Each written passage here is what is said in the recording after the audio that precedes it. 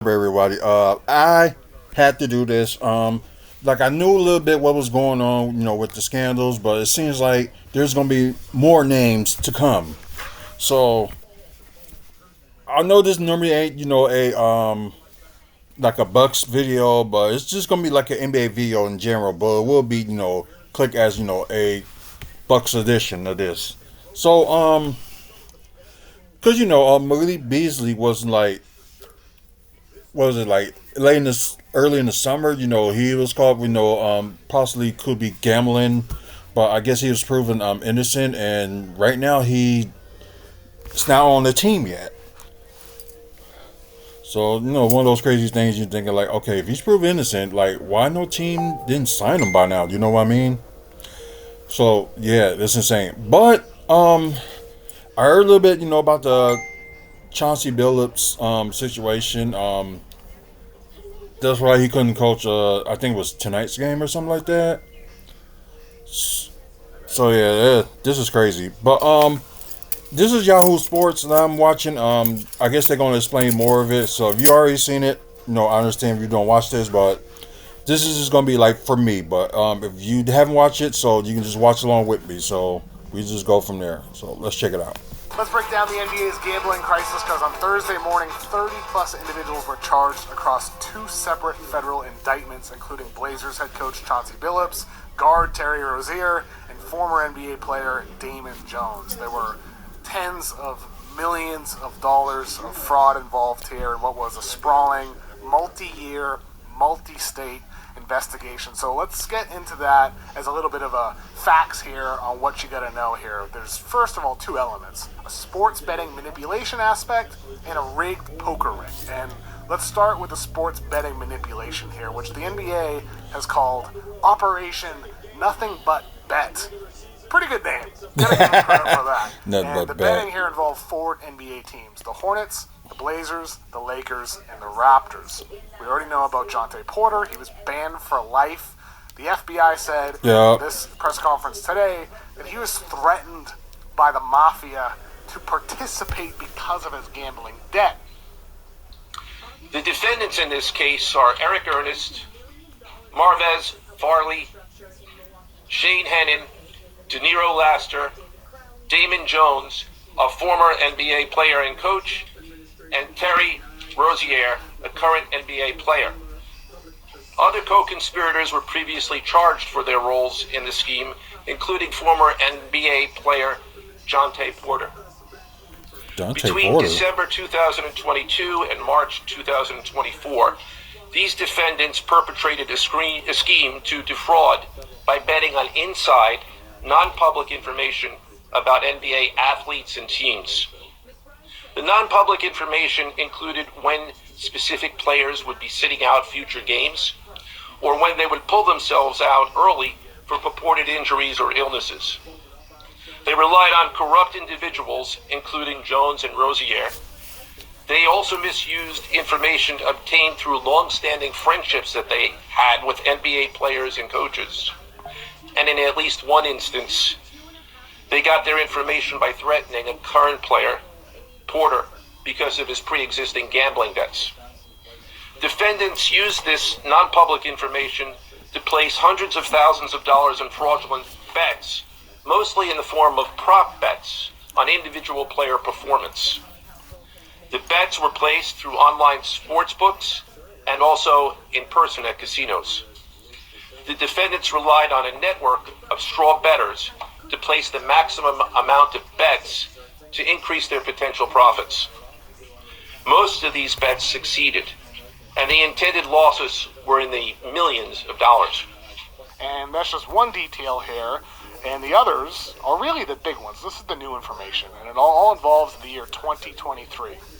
On February 9th, 2023, according to the FBI, before a Bucks-Lakers game, the FBI said that Damon Jones sold and attempted to profit from information that LeBron James would not be playing in that game. This is just a couple of days after he surpassed Kareem Abdul-Jabbar for most points scored all time.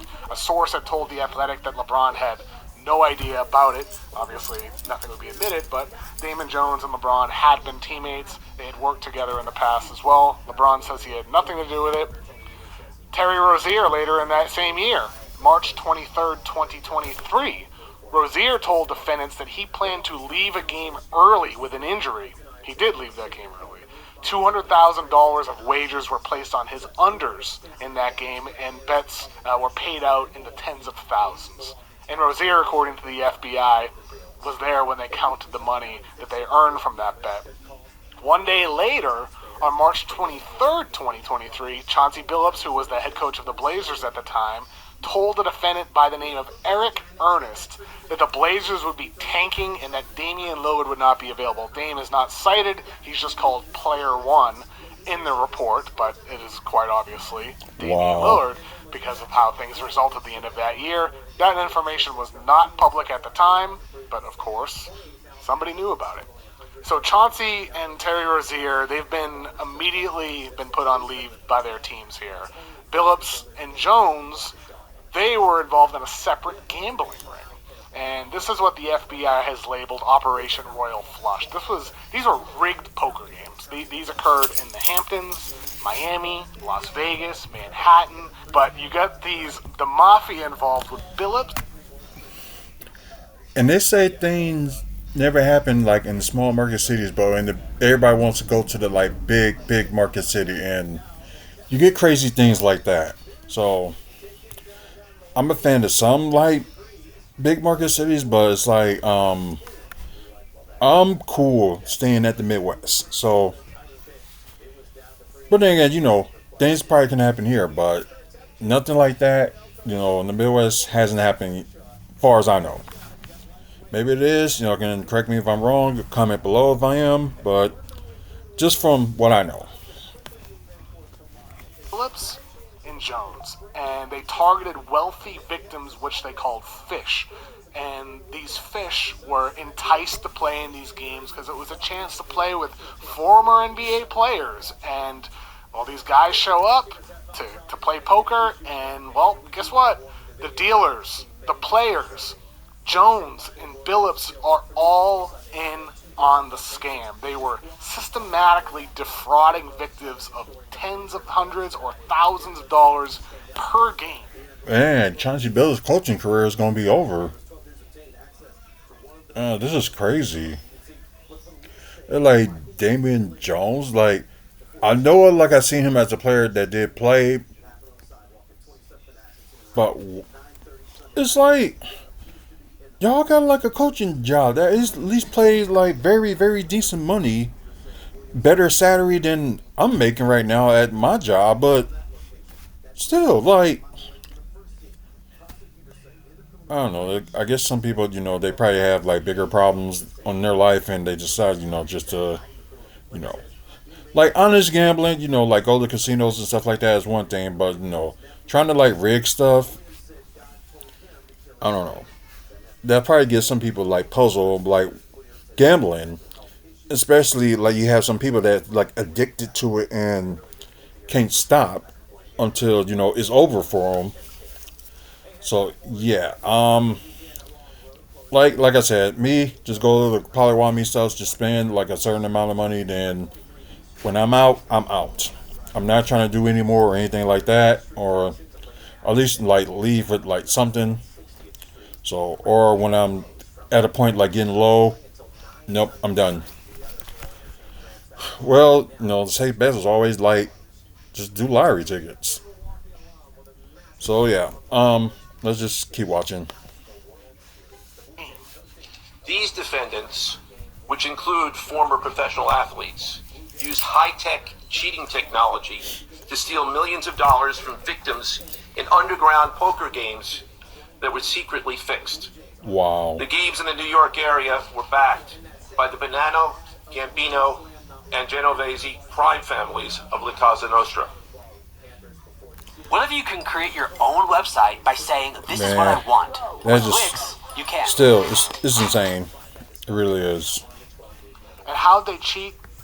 According to the FBI, they use advanced wireless tech and tools that were supplied by co-defendants in exchange for profit shares. And so the FBI said at one point there was a victim who was robbed at gunpoint, and that's because they needed to get their hands on a rigged shuffling machine. And this shuffling machine also scanned decks. It predicted hands. It sent data to an off-site operator, and then that info was relayed via cell phone to a table. A quarterback was the name of the person at the table, who then signaled to the other people what was going name to right be done. there, clear as day. Cameras and poker chip trays to read cards.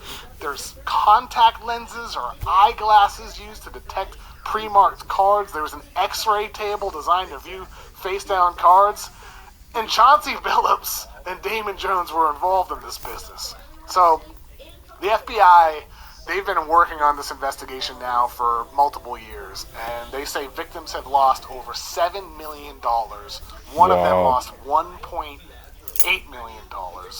They say hours of video evidence has been reviewed, that there's been over 24 search warrants. And of course, these are just accusations, but those who are involved do face up to 20 years in federal prison as a maximum sentence. And from an NBA perspective, well, we already know the precedent here with Jontay Porter. He received a suspension for life.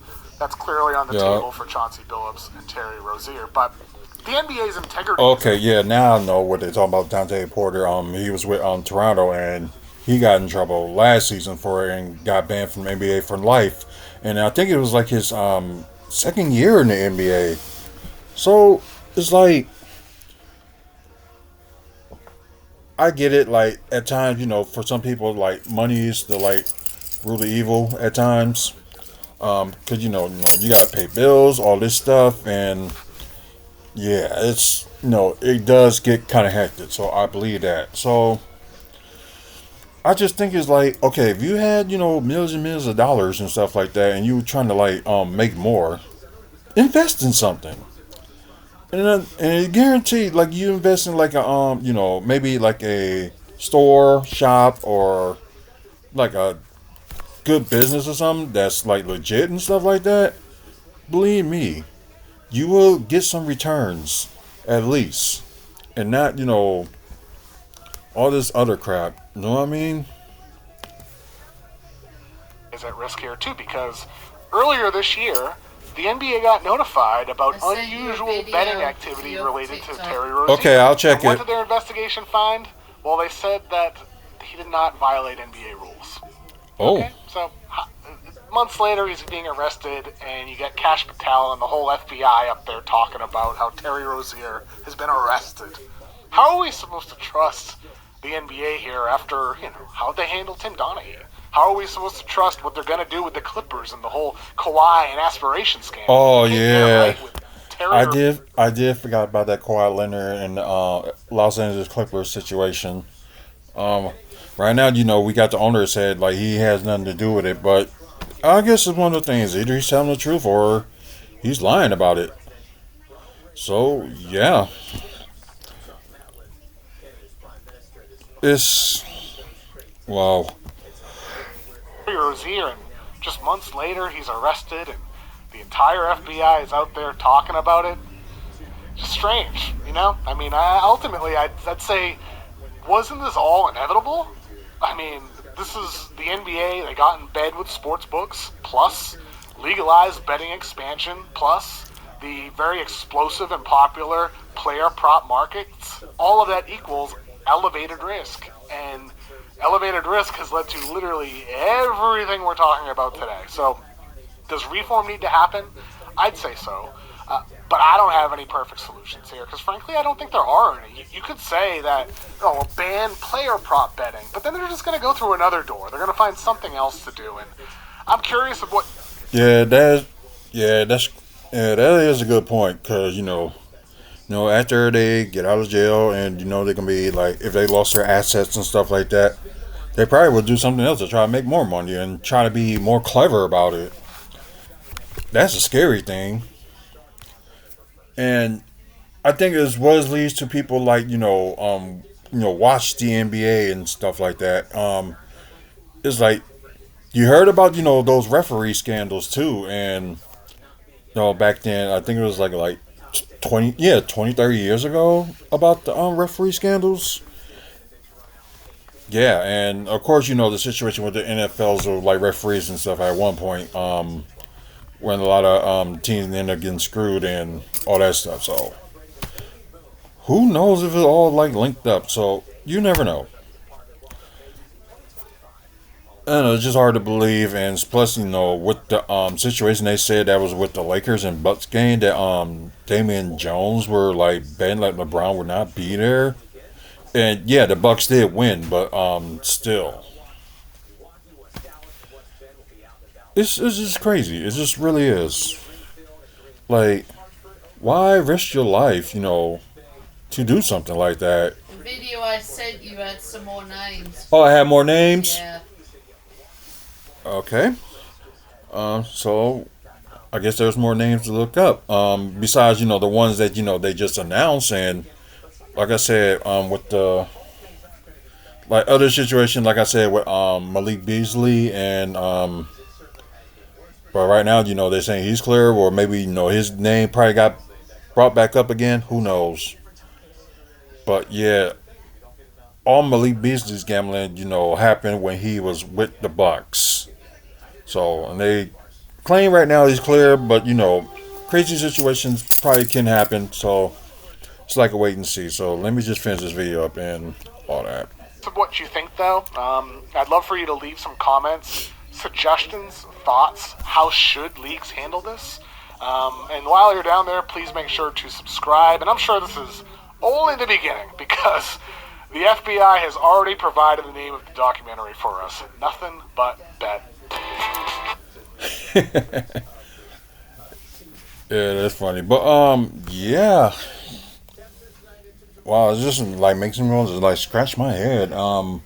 So the wife did send me a video. I am going to check that out when I close this video, and if there's more information, I probably will talk about it while I'm doing the WFSO preview of NXT's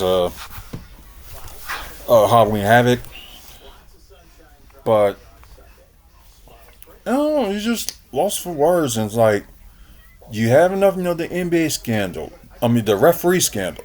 Then you have, the last 2 years, like, referees, acting like they overpower. And, of course, Adam Silver ain't going to do anything about it. When, person get attacked because of, how the way, they look at them. So, my question is, and I did see it at the Bucks and Raptors game, like, why Scotty Barnes wasn't getting a technical when he did that mean look to Giannis? But last year, Giannis did the mean look too and ended up getting attacked. I don't know. Maybe the referees maybe they clean up their act this year. I don't know, but it's hard for me to believe it. So I'll believe it until I see it. I'll just put it that way. So right now, I don't. So. This is gonna be a forever ending problem, and for them to fix it, you can.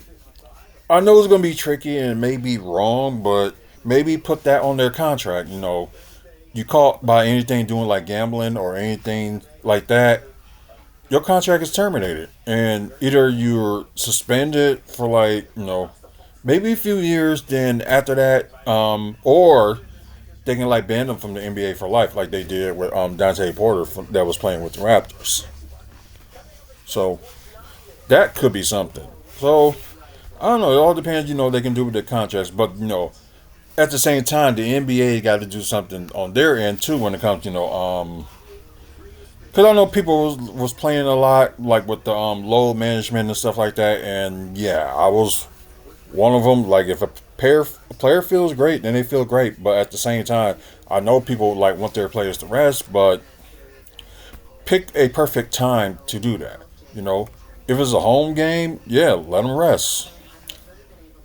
If they play the person in that conference once, then and they play them again at home, go ahead, rest that player. Let that player play one game, then rest them on that other game, because everybody, had more than enough, to see the guy. So, I don't know. But I know you can't prevent, all injuries.